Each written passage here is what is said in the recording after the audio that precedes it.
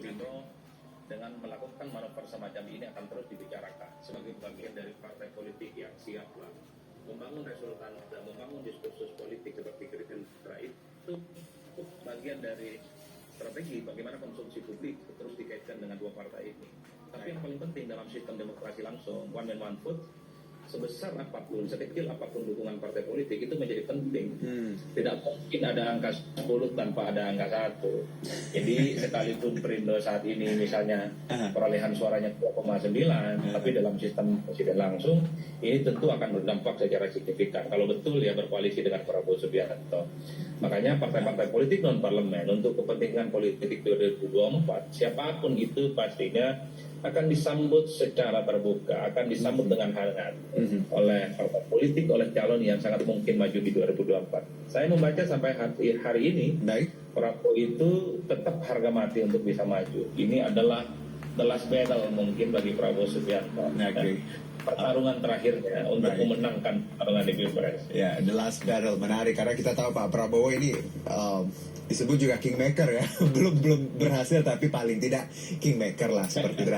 Dan diharapkan di last battle kali ini bisa menjadi the real king seperti itu, tidak hanya maker tadi.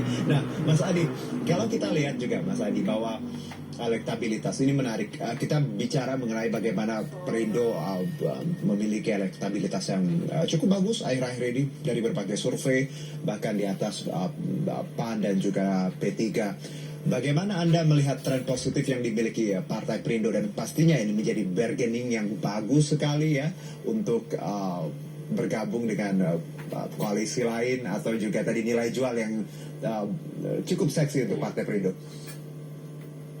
Saya kira semua partai politik, semua orang yang ingin maju di Pilpres, mereka punya data-data angka statistik yang dijadikan sebagai guidance untuk melakukan kerjasama.